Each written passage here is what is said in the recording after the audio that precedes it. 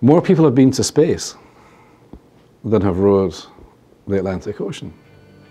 Rowers have rowed the Pacific, the Indian, the Atlantic. The world record, the speed record that everybody wants is the route that we're following from the Canaries, West Africa to Barbados. That's the one, that's the big one. It's the Holy Grail.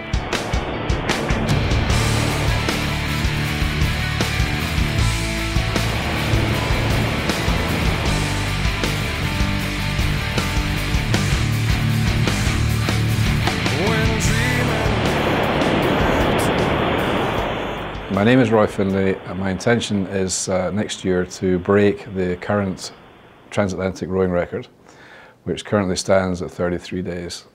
We feel that it's possible that we can get across in 30. We'll be crossing the 3,000 miles unsupported, in other words, totally self-sufficient. We're here at the South Ferry in Sag Harbor, New York, on our way to Shelter Island to visit the home of record-holding oceanic rower Roy Finlay. This weekend, Roy is selecting his crew that flew in from all over the world.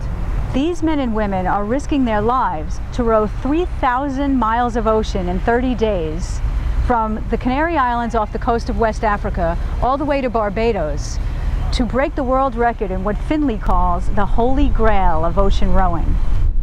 This weekend kicks off at 8 o'clock on the Friday with my briefing. Welcome to Shelter Island and welcome to Rock Expedition, the home of the multi-hull, Big Blue that we're going to build and use to break the world record. You've seen the term the Holy Grail, 30-day crossing. A lot of people say it can't be done, but it can.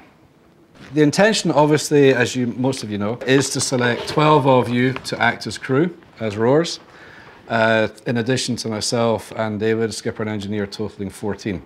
Now, obviously, there's a lot of people that are counting on me to get it right, and we're now past the point of no return.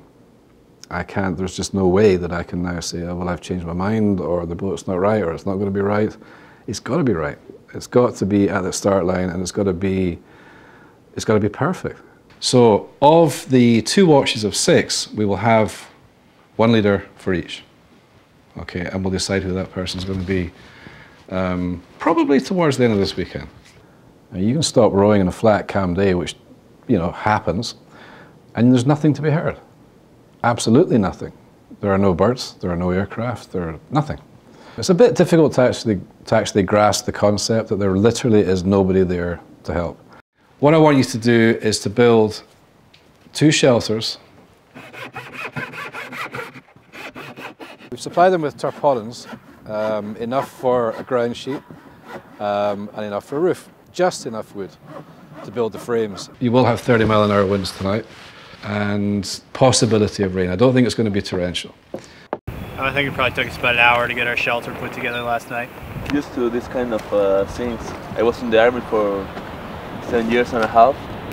So it's unpredictable, we don't know what's going on. On your fronts and down for as many press-ups as you can do until I tell you to stop. Go. What we have to establish is upper body strength, lower body strength, and balance. What I want you to do is on your backs now for curls, and do as many as you can until I tell you to stop. All right, let's go. I'm going to say one word to you. Team, running this direction down to the beach is a very obvious inlet, okay, which forms a large pond. You'll see it, okay? The deal is, the last 3 people back here are doing it again. I want you all down to the beach now.